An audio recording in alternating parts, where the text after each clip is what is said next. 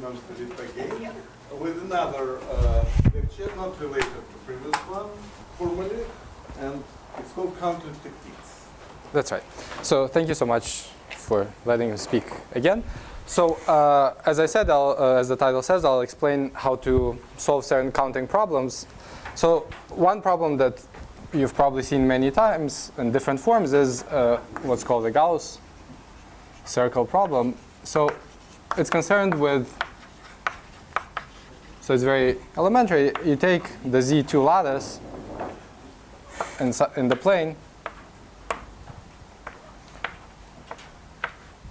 and you ask how many lattice points you see in a circle of radius r. So if you have something of this type,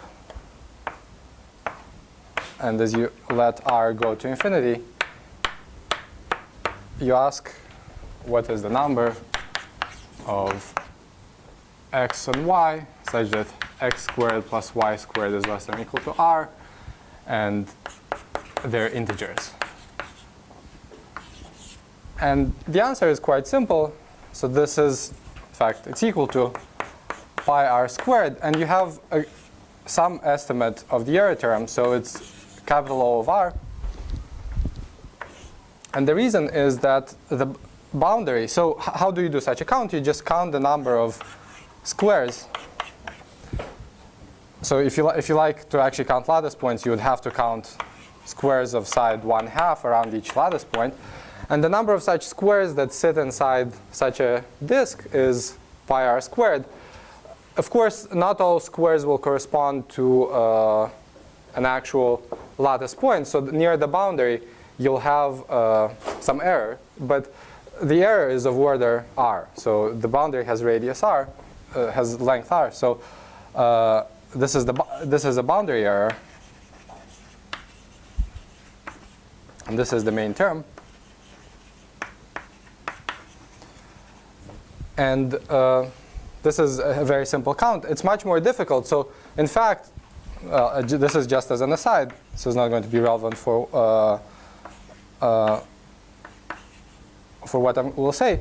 So I don't know what the world record is, but there's definitely a proof for 2/3, and I think you can lower it maybe to 1/2 plus epsilon or something like this. But I think there's a conjecture that maybe it's 1/2 plus epsilon. But this requires already more serious harmonic analysis. So these kinds of questions are related to spectra and so on.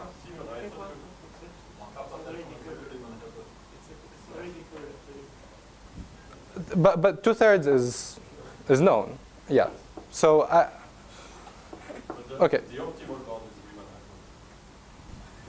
Yeah. So I mean I said it's conjecture that it's 1/2 plus epsilon. And I said I don't know, but I think there's something better than 2/3 known. And in higher dimensions, I think the optimal bound is known. So I'm not sure which of these problems are equivalent to Riemann hypothesis, but I'm sure of this fact, and I'm sure that in higher dimensions the optimal bound is known. So the higher the dimension, the better the estimates. Okay, but this is not the problem I want to talk about. So I want to talk about the analogous problem in the hyperbolic plane. So now you have gamma inside SL2R a lattice, meaning that SL2R mod gamma has finite volume. You can even assume compact if you like. And so you take an orbit, so you take the base point, and then you'll take the gamma orbit of this. Maybe you'll get some kind of picture that looks like this. So you take so you take the gamma orbit of O, and you ask how many elements there are in a hyperbolic disk of radius r. So you ask the number of P and the orbit intersect the ball of radius r. And the problem here is that if you try to do this Gauss method, so here's the fundamental domain, So you could try to use the styling to do the counting, but the problem is that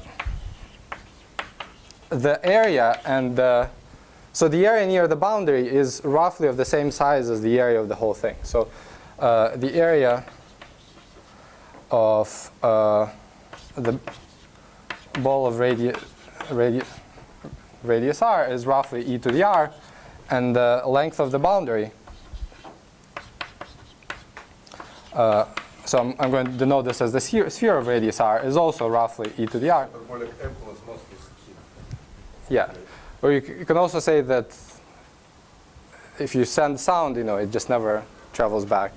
Yeah. So this is a problem for this kind of approach. But you would also expect that, in fact, the boundary, so if you look at how this fundamental domain intersects the boundary, you'd expect it actually to be more random than in this case, because it's winding around in more of a hyperbolic way.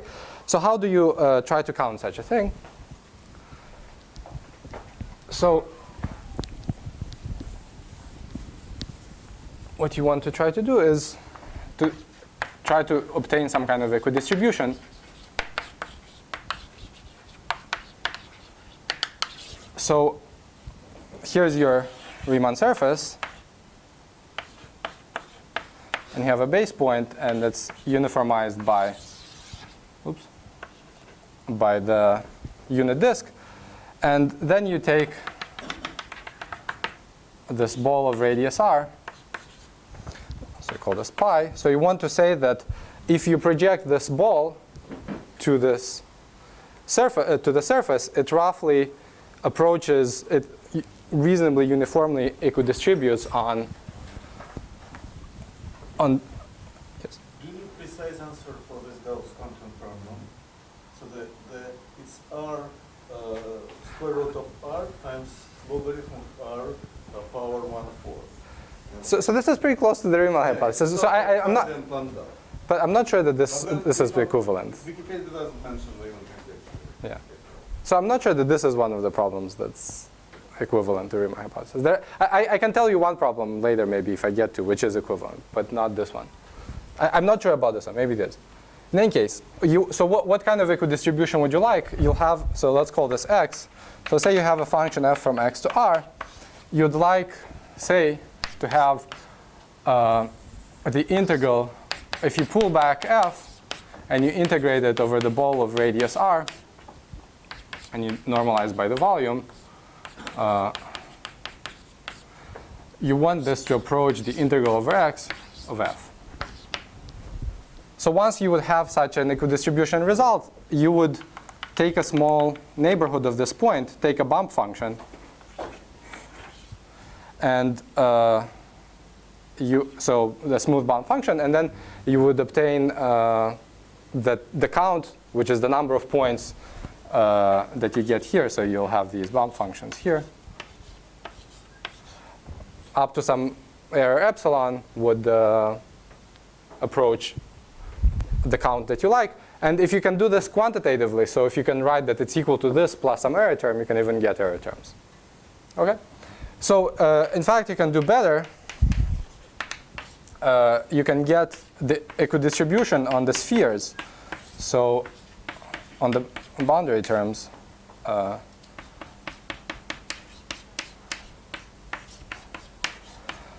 so you can even get the equidistribution of these large spheres, and certainly this equality implies this by averaging. So this is stronger than this.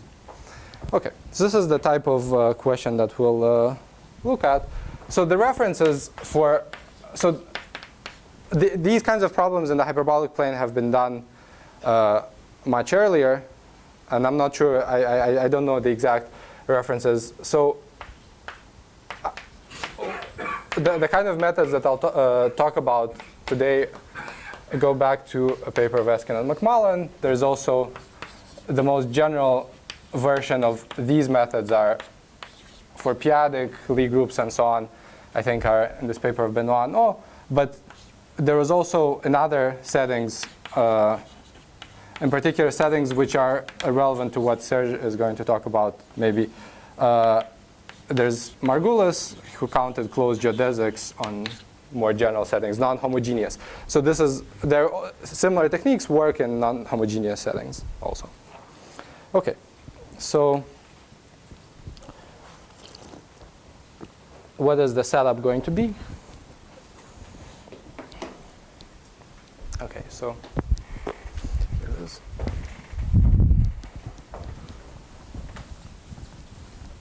So I'm going to say a few things about the general Lie group. If you don't like the general Lie group, you can just take SL2R. So we have G, some semi-simple Lie group, gamma inside G a lattice. And already there is a very nice theorem about this setup. Namely, there's a Howey-Moore theorem.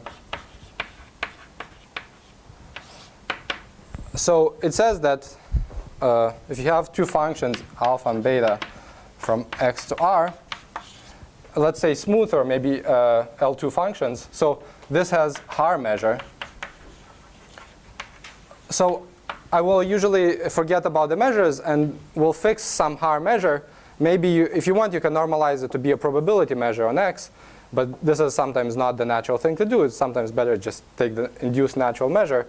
And then I'll just write 1 over volume where appropriate. So what they show is that if you take the dot product of this as G goes away to infinity in G. So this is only interesting when G is non-compact. So this approaches 1 over the volume of x, integral alpha, integral beta. So it says that basically if you subtract constants from alpha and beta so that these numbers are 0, then the functions alpha and beta, as you throw them around your group, they become more and more random and just cancel out. So this is called mixing. Okay. So this is I should make a comment about quantitative bounce. So this is something that's quite easy, and I mean it has an elementary proof. But looking more into the spectral theory of the Lie group, you can actually, in many cases, for many G, you can improve this to actual error terms. So if you have some smoothness on the function, you can improve this to have some power savings, which depend on the smoothness of your functions. Sorry? Asymptotic, you mean? So you can do a spectral so for this theorem, I mean, you can just write out the spectrum of G, and sure, for these kinds of functions, for any two random functions, you can just say something, whatever spectral theory of G tells you. For counting, I think getting higher order terms becomes more complicated, but you can get certainly error terms and so on. Okay. So what do you want to say? Okay, so I need to introduce the general one of the setups in which this works. So this is the notion of affine symmetric spaces.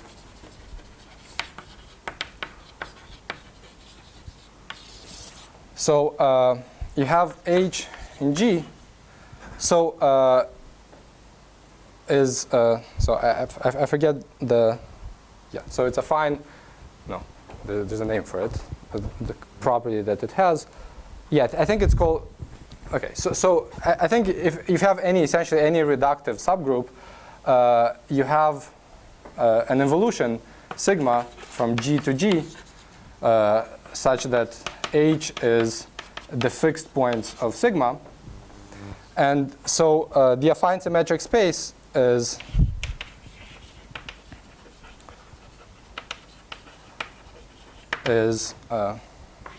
G mod H.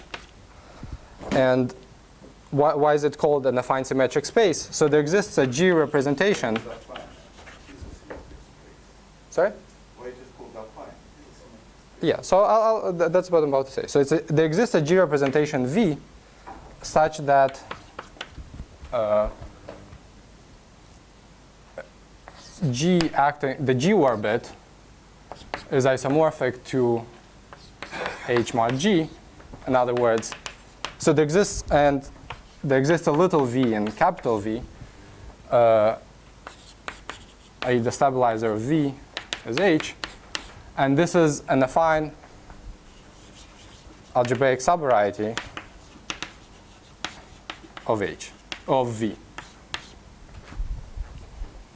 So let me give you two examples, or one group and two examples. So let's say you take SL2R, this is your G, and so you know SL2R has a three-dimensional representation, and it gives rise to this picture that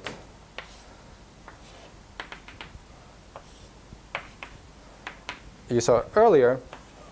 So this space, oh sorry, I also need the hyperboloids. No, I mean, as long as people can roughly understand the picture, I think there's no need for the chalk. So this is G mod K, the other side. And this one is G mod A. So what are these? So K is SO2R, and A is the diagonal matrices. So this is the hyperbolic plane, and this is so this is homeomorphic, by the way, to the unit circle time line bundle over the unit circle. So this is the same as the total space of the tautological bundle over P1, if you know what that is. So it has many. This picture has many different interpretations. In particular, so this is another space that occurs quite often. So A is just SO11. Sorry? Yeah. A is SO11. Yeah, if you think of SL2R as SO21, then this is SO11. Sure. Okay. So But this, what you wrote is just symmetric space. Affine symmetric space is something more general. It is a space which has a maybe non-emission connection, and torsion-free, and so I should also okay. So this is it's a symmetric space. Yeah, it's just I don't think it adds. To, yeah.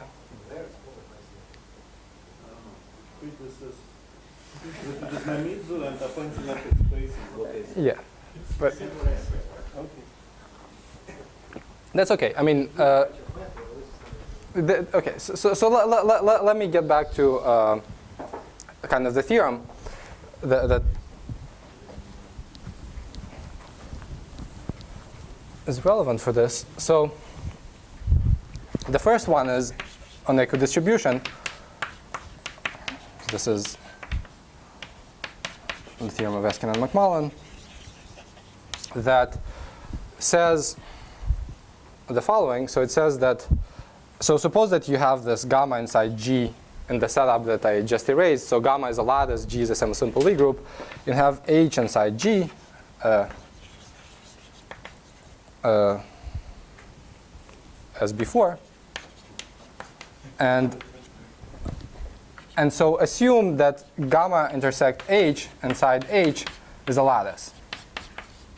So if H is compact, there's no assumption. If H is non-compact, then this is an assumption. And then you have the following picture. You have H modulo gamma intersect H.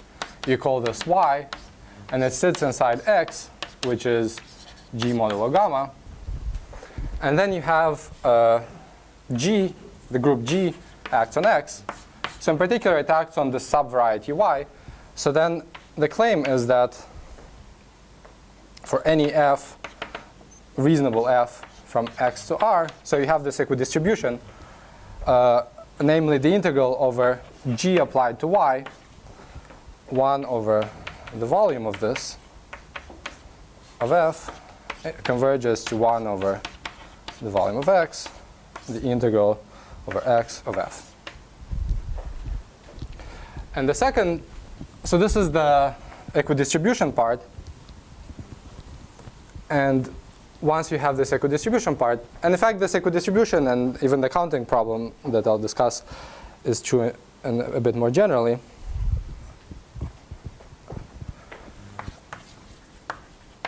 So the same guys. So it says that you have that variety, let me call it S,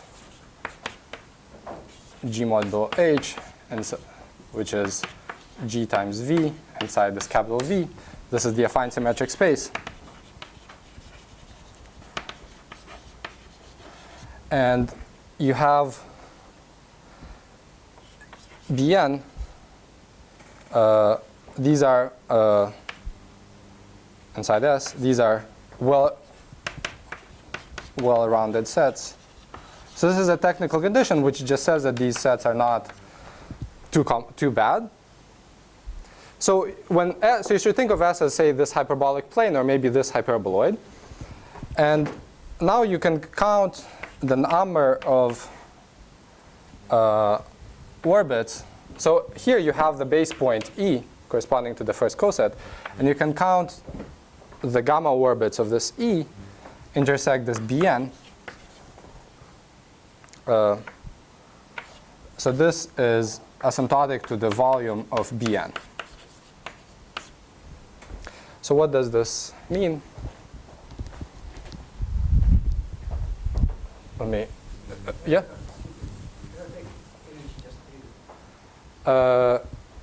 H just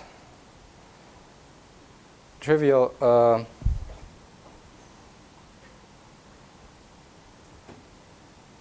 Yeah, it's not yeah. So it's a good question. Yeah, it won't equidistribute in that sense. So the condition yeah. So I guess you have to assume that it's non-trivial because, let's see. Just a second. Yeah. So that H is non-compact? no, it can be compact, but what? It can be. Yeah, it can be a point, but In what? fact, if you write it for a point, this will be total.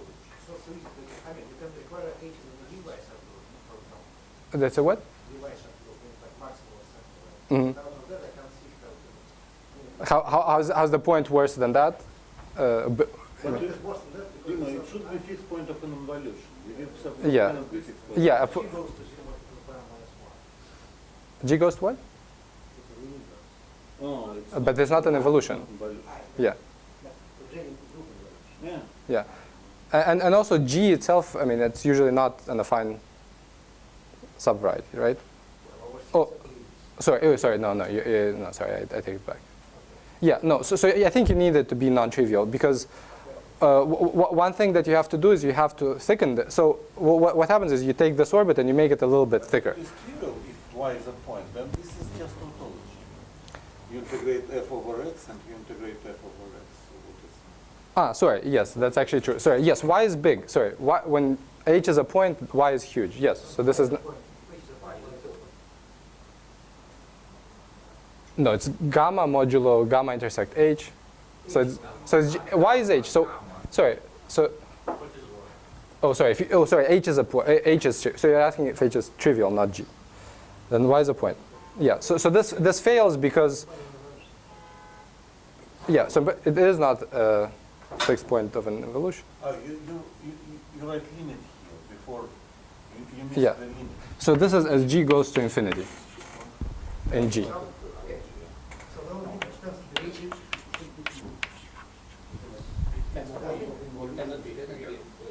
Yeah, it's not allowed. Yeah. But then the compact is also not good. Probably you just should assume that H is not compact. No, it works for compact. I think. It should work for CT. No, I think.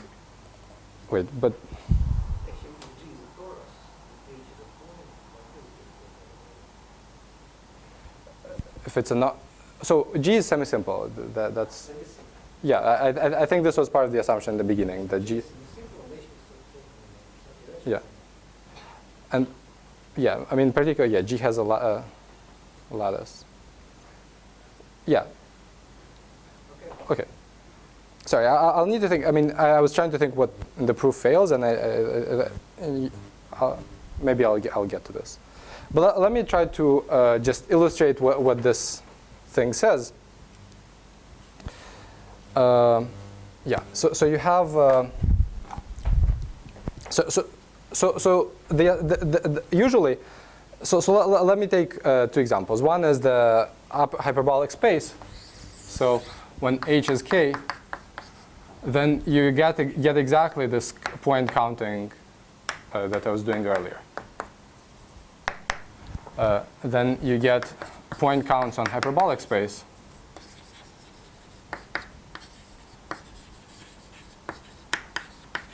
And when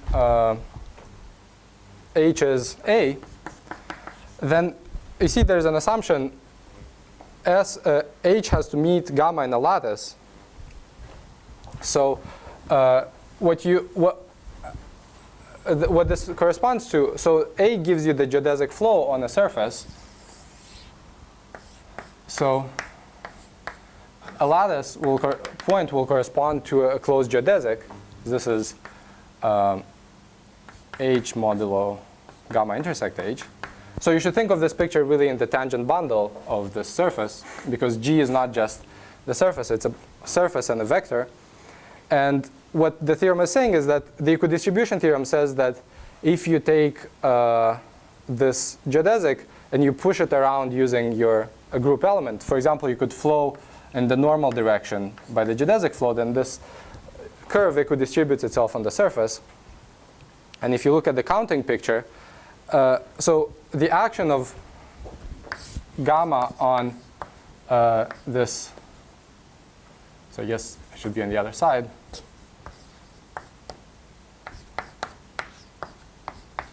So typically this has dense orbits. This is a non-compact subgroup. So for most points here, you'll have a non-dense orbit. But the condition that gamma intersects A in a lattice for A will imply that you have a discrete set of orbits. So you'll have some discrete set of orbits. And the kind of well-rounded sets that you're allowed to take, the simplest ones are, if you imagine S realized as this affine variety, you take a sphere of radius r and you count how many of these integral points you have on this symmetric variety. Okay? So since it doesn't seem like I'll manage to say everything that I wanted to say, I'll just make this remark now. So I'll just say a few general facts so the kind of settings that you want to use this in.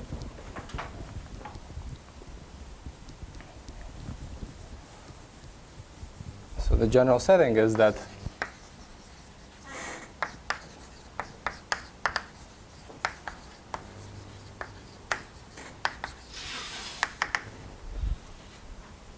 so if you have gamma inside G, an arithmetic lattice, then so for example, let's say that gamma is the integer points of some affine algebraic group over Q, or some finite index in this really, then you have the following, okay, so you have H inside G, and you have S is equal to H modulo G. So this is an affine algebraic variety over Q.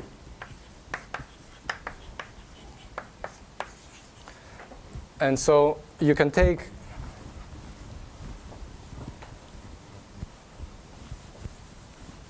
the Z points. So you have S of Z, and you have gamma acting on this. So this is the integral points. And it's a really general theorem of Borel and Harish-Chandra that says that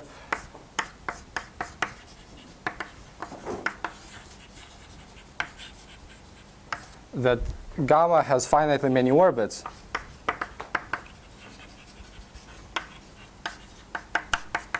On S of Z in the setting where H is as before. So this kind of theorem allows you to count basically any kind of things that you, I mean, many kinds of things. I should also say the following. So for example, so this theorem is a kind of a generalization of the concept of finiteness of class numbers, if you know what this is. So I'll just say this. So it generalizes finiteness of class number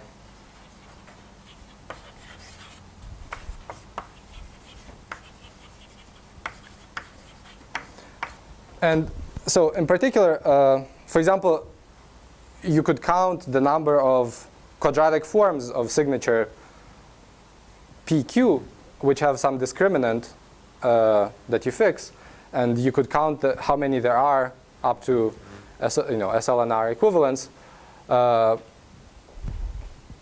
this would tell you these, and if you bound various data on these kinds of concepts. So these kinds of counting problems generalize a lot to a lot of Lie groups and algebraic groups, and allow you to count lots of different objects, not just points in the hyperbolic plane, but usually the kind of things that they're applied to are these quadratic forms and various subspaces. Okay, so let me now say a few words about the conditions. So the first thing I need to say is what is well-rounded.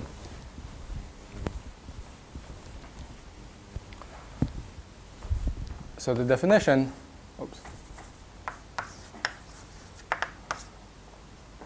so Bn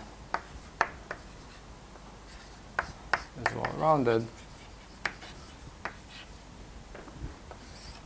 if you have the following. So for any epsilon,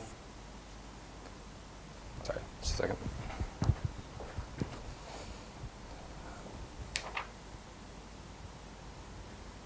Okay, yeah.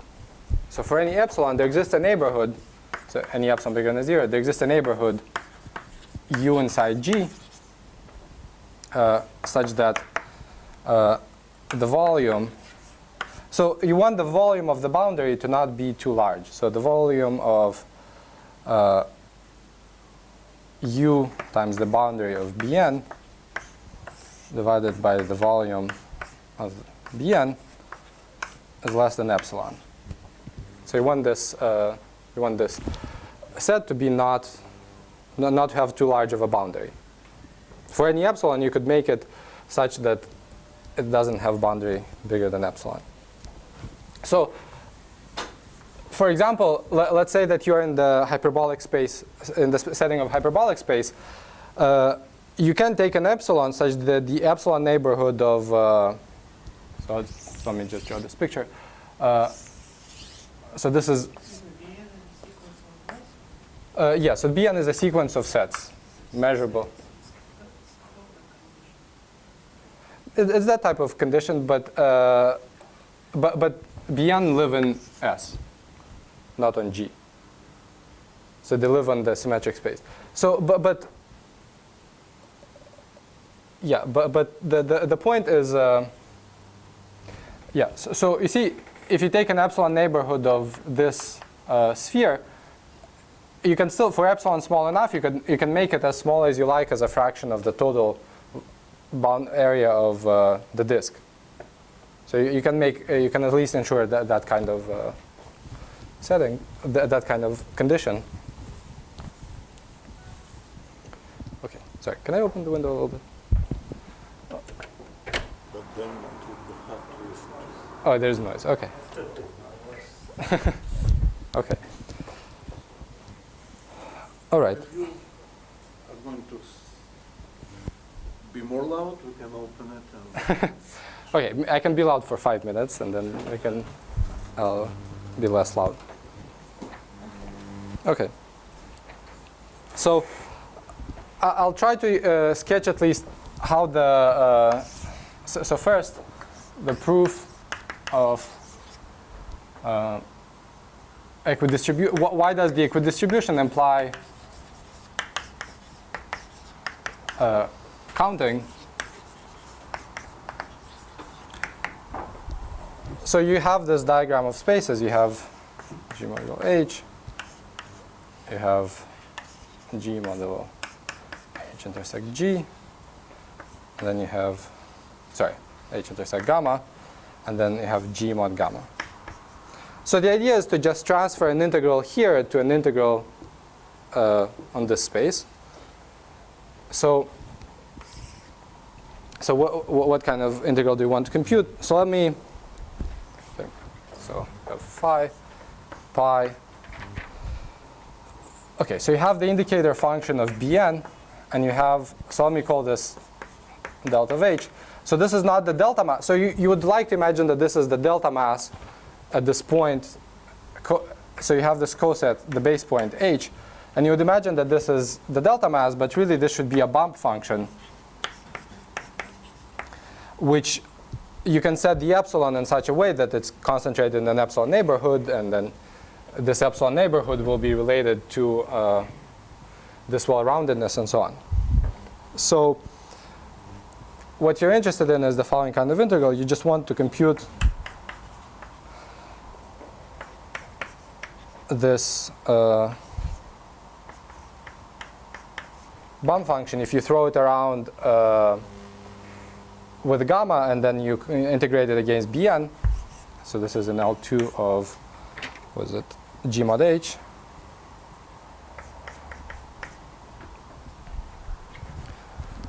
And so what you have to do is you have to pull it back and then push down along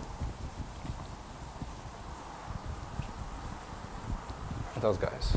So this is the same as, so if you pull it back to that by phi, you get that this is the same as phi pullback of 1 Pn. Sorry, I forgot the normalizing factor. Gamma of some some bump function on this orbit. So everything is in L2 of G modulo gamma intersect H. And you have here also a normalizing factor, 1 over the volume of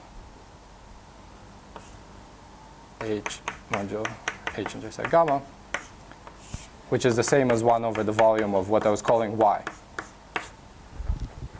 So this volume factor occurs because you're pulling back, there's the volume of the fiber that you have to put in.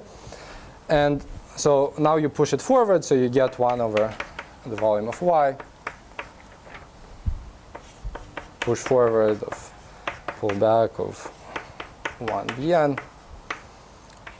And this is an L2 of G mod gamma. So now you took the set and you pull it back and you push it forward, and then you have to integrate it along the Y orbit, along a bump function along Y.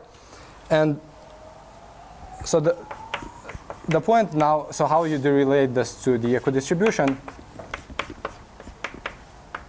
So this function is just the indicator set. It's the indicator function of the set where you take all G in Bn of Gy. So, yeah? Yeah, you're just summation. Yeah, you're just taking a fundamental domain somehow and you're integrating over this. Okay, so now you're kind of, so this is the union over translates of Y, but the point is that by equidistribution you have that these translates of Y, so G times Y equidistributes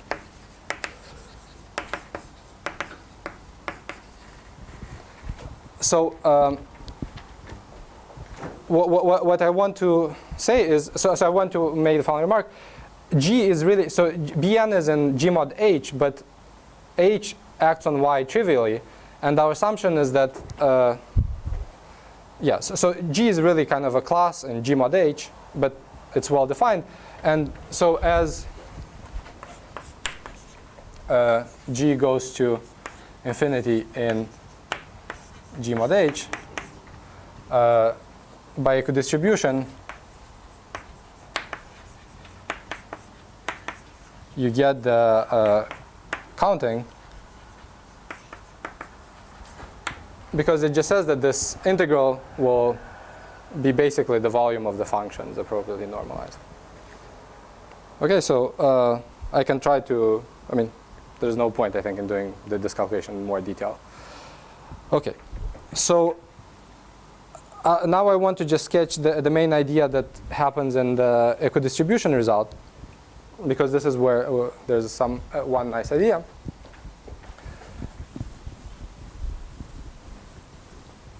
So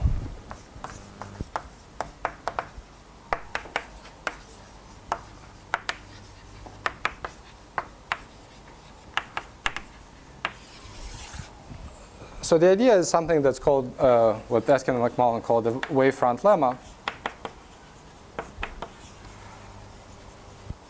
So maybe before introducing the actual notation, I'll try to explain it in two special cases.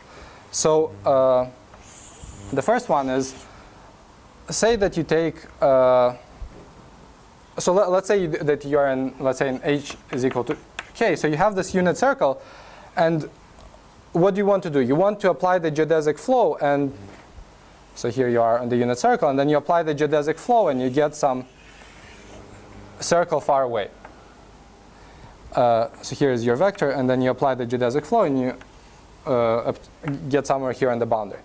So you can ask, what happens if you perturb a little bit this vector? So you perturb the vector, and you flow again for the same amount r. So let me call this r. So if you perturb the vector, well, let me draw the picture bigger, so I can perturb a bigger vector. So you see the point. So this is your vector, and it went all the way here. So what happens if you perturb it a little bit? So you take a vector which is nearby and roughly in the same direction. Well, it's not going to end up anywhere here. It's going to end up somewhere really far away. But it's also going to end up near the sphere. So perturbed vector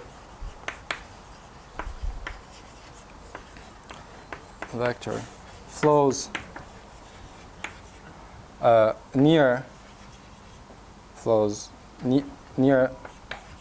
the sphere of radius r. So it will not flow to this near this vector. You cannot hope for this, but you can hope that it will flow near this orbit. So maybe another case of this when okay, so maybe I'll just do all three examples from hyperbolic plane, because they basically illustrate the three cases which are most interesting. So now you can take the geodesic. So this is h equals a. So you have a closed geodesic, and you say you would like to flow normally in this direction, then you're going to flow somewhere over here. And now the point is that wherever you start, you're going to end up, so if you perturb this vector a little bit, you're still going to, so you're not going to end up near this guy, but you are going to end up near some geodesic. Maybe it's going to end up here, but it's also, so you can flow this geodesic normally, and you're going to end up there.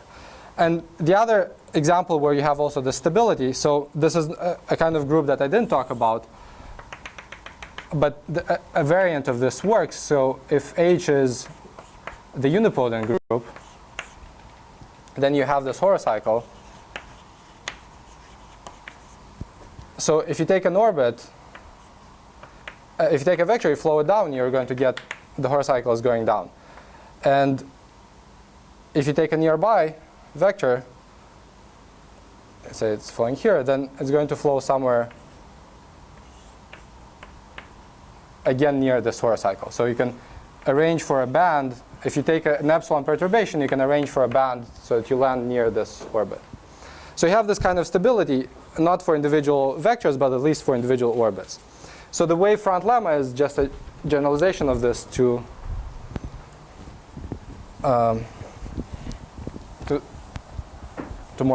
all Lie groups, semi-simple Lie groups, in that setting. So actually, since you were talking about the what's equivalent to the Riemann hypothesis.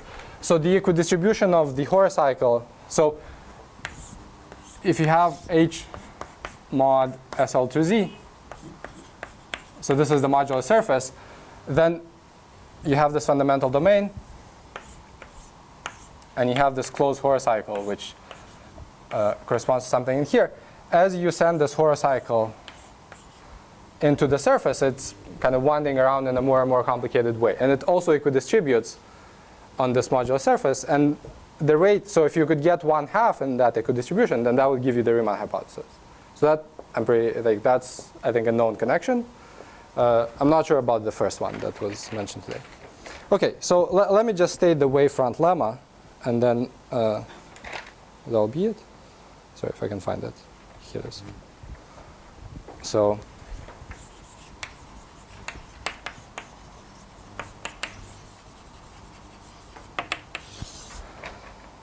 so for any u inside G, a neighborhood of the identity. So this is just saying, suppose you want some target precision over here as to how this orbit equidistributes, as to how this orbit flows. So there exists an open V inside G such that for any G in Ka, so I'll explain the notation in a moment, we have G applied to this thickened neighborhood is contained inside U times GH. So it's saying this, that suppose you have some target precision U, then there exists another target, kind of, given an epsilon, there is a delta, such that for any G, if you apply G to the delta neighborhood of this variety, then you're in the epsilon neighborhood of the image. OK, so this is just, sorry? OK, so it's saying for any epsilon, there is a delta, such that for any element G, it's true that if you apply G to this slightly thickened group, delta thickened group, you are in this epsilon neighborhood of the image, right? So you can pass G across this little v so that you haven't made too much of an error. Yeah, so H inside G is, that affine symmetric.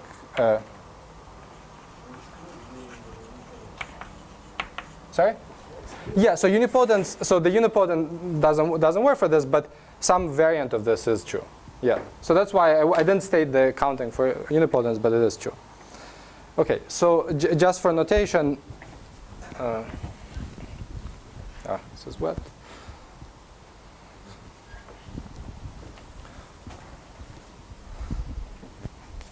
So yeah, so what is it? So we talked about the fact that G has a K-K decomposition. And so it also has HAK decomposition,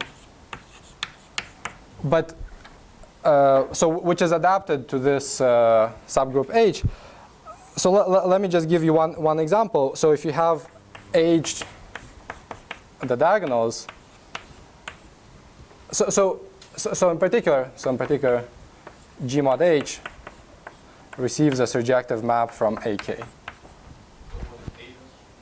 Yeah, so I'm about to say what A is and when H is this. So here A is its conjugation by pi over 2 of this group. So if you conjugate the diagonal subgroup, you're going to get some similar kind of coordinates. Okay, so then you once you have a thing like this, then you'll basically you can find a neighborhood. So the compact part is not so important, and here you can find some kind of contracting action. So you can take this neighborhood of A such that it will act in a contracting way, and you can arrange things to be fine. Okay, so I think I'll just stop here for this. Thanks.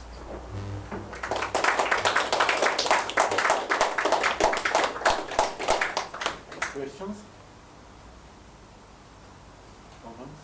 Can you illustrate this, how you do Gauss counting problem with this method, or just it's impossible? No, what do you mean You started with Gauss equidistribution? counting, So asking, can you do it using dynamics? yeah, using this approach. Is it possible? Just a second. So, okay, so the problem is that you don't have ergodicity of the geodesic flow on the torus is not ergodic. But this is not That's true. this is not a serious problem. Give me just 1 second.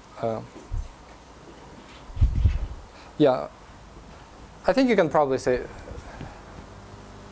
Let's see.